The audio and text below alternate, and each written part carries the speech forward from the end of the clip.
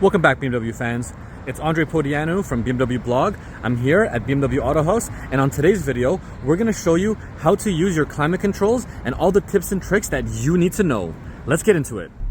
Now, there's a number of ways to access the navigation. You can click this button right there to open the navigation. You can also click from the home screen the actual map. We can also push on the control here. There's a map button. So if I push map, it opens up the map. And there's a button called nav, which basically just selects the search. But you can also open up the nav by voice. Hey BMW, open the navigation. Navigation. Please select the type of the desired destination or a menu option. For example, points of interest. So when you have the navigation opened, if you push search, it takes you to the section where you can enter an address. You can also look for gas stations, parking spots. It also opens up the voice command automatically, and you see that it's reading my speech correctly. So I can choose gas station, parking lots, rest areas, BMW service areas. If I click the three dots, it gives me a lot more categories. And if I select a specific one like food and drink, it gives me different types of food and drinks. So maybe I want to go eat Chinese. Now it's going to search all the Chinese locations in the area near me with Sunny Dragon literally right there, that yellow sign, 150 meters away. If I click it, it's going to show me information about the location. I can start the navigation and other nearby restaurants. But if you click on more information, check this out. It's going to give you their phone number. You can save it as a favorite for your destinations. It tells you what time they close, their operating hours, what type of food they offer, the price, and images. How cool is that? You can browse images on here. You don't have to open your phone. Let's go back. If I select anywhere on the map, I can start the navigation there. I can show the list to give information of what is around there for points of interest. You can set it as a favorite. You can even go to back to current location. So if you click anywhere on the map by mistake, click on back to current, it's going to take you right back to where you are located right now. Right here, this button here will change your perspective of the map. Directional view from the top of bird's eye view. The map facing only north. Or perspective view, my favorite. With this one, when you go into a downtown area, it's going to actually show 3D maps, which is really nice because you can find businesses a lot easier. You can see what buildings they are. You got the CN Tower there, Skydome, downtown core, City Hall. Back to the little search right here. If you click on the arrow pointing up, it's going to bring up this little menu where you can choose your home address, your recent destinations, your favorite destinations, gas stations, mute the notifications, settings, highlighted suggestions, parking spots, picnic, like rest areas, BMW service, BMW dealerships, and BMW service. So let's say we want to save our home address. We're going to go to the little flag with the human, and you're going to go to set home address. I'm going to make our dealership the address. Very quick, very responsive. So now I've saved my home address. You can also set your work address. Once you've saved your home address, it's very easy to access. When you have the map open, you can click the up arrow and then just click on the home. We can also tell it by voice. Hey BMW, take me home. All right, we're heading home. You can save more shortcuts. You simply go to your recent destinations. You can hold any one of these addresses. So for example, the Finch subway station, I can push and hold, and I can make that a shortcut. I can also save it as a destination for my favorites, show details about that area, delete the entry, or delete all entries. So I'm going to make that a shortcut. You can also save your home address in the shortcuts. So if you swipe from the top down, you have a drop-down menu that allows you to save a bunch of shortcuts here. So how do we save the shortcut? We're going to go to the small arrow. You're going to go to the small flag with the person. So these are all your addresses that you've saved as favorites. I'm going to hold the home, and then I can add to shortcuts. If you notice, by holding home, that's the area where you can go to also start the navigation, edit the entry, delete all entries, or just get some more help for this section. I'm going to start the navigation. Yeah, we'll go that way. So now it's telling me to turn left and turn right. I actually have the augmented reality set to show right here on the screen. You can actually switch between that screen and this screen. And how you do that is you simply go to the small arrow. You're going to go to the gear. You're going to go to guidance. You're going to choose augmented view overlays. And I can have it switch to only showing on the control display on this screen or on my instrument cluster, which is right here. So now I've switched it back to the control display, so we should have it displayed right here. There you go.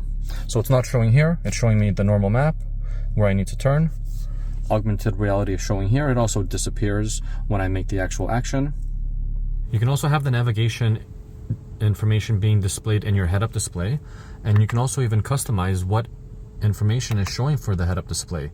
So right now it's on standard view, directional view, which I personally love because it shows the map, sport view, and reduced view. You see in the bottom corner, that is the speed limit for the road. That's my actual speed and the direction of where I need to turn and how many meters.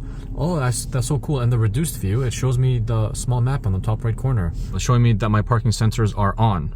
And that is correct, my parking sensors are on. So in this menu here with all the settings, you can choose your route criteria. So you can have it to use highways or not use highways, avoid toll roads, avoid ferries, use cash tolls, use toll tags. That's if you have the transponder, or in the States where you have the cash tags where you actually physically pay with cash. Avoid ferries, like I said. Rest areas on the route, it'll show you that automatically. And use carpool lanes. So those are all suggestions that you can have selected for your navigation route every time you start it. Then your map content, so you can have it chosen to be adaptive. It basically just zooms in automatically and zooms out when it needs to. When it comes to taking an off-ramp or an on-ramp, it's going to do it automatically by zooming in and out. Reduced, this is a manual zoom, which means that it's only going to stay zoomed at the option that you selected at. And then expanded, also in manual zoom. Expanded just shows you everything, which I'll just show you in a moment. So on the reduced mode, there's no traffic information. So it's kind of just like limited. It's pretty grayed out for the parks and areas, but it still shows you the streets and stuff. So now I'm going to switch back to the expanded view, my favorite. And now in the expanded, we have all this green, that's the actual traffic flow. And it'll show you, it's just easier to read where there's like a green area and parks and airports and such. That's just my opinion. So it shows you all green highways and stuff. And now let's go back to the adaptive. Adaptive shows you just areas that you're in the traffic. It's not showing me everywhere, so it knows I'm in this area. So it's showing me traffic around there, but otherwise it's not really showing me traffic. Which one do you guys like? The adaptive, reduced, or expanded? You already know my choice. Now if you choose guidance, you can choose where the augmented reality is being displayed. You can have it to choose the 3D junction view in the instrument cluster, so it's going to show you there when you approach an intersection. Very, very nice. This is where you go to adjust the volume for the navigation. And then volume reduction, this is basically as you're driving, the higher speed that you are, you can have it speak louder or quieter. And then the spoken instruction strength. Let's go to detailed option. It's going to give you a lot more information. Reduce is just very simple. And then gong is just like a quick boom, boom, boom instruction. We'll just do automatic. Additional information. I like to have that on. What the additional information is, when you go to a certain area that you've saved as a favorite, or if you're searching an area, you know how to see our favorites already. Hey BMW, show me my favorites. Favorites. Tell me the entry. 1. Okay, so that's how you can voice command your favorites. You ask to show you the favorites, and then she's going to ask you which item from the list do you want to say 1, 2, 3, 4. So I just want to quickly show you the augmented reality. It's really cool. Hey BMW, go to Tim Hortons. Which one should I select? 1. So it's going to start the navigation for us. Let's go. Thank you. So when I move around here, it's going to show me where to turn. So on my cluster, I have it showing the actual map. You can configure that. I'll show you in just one moment. Turn left and then immediately turn left. So there's the augmented reality, which is really nice. So let's say that you want to have this being displayed here. Well, how to do that is simply go to the small arrow and then go to the gear. You're going to go to guidance,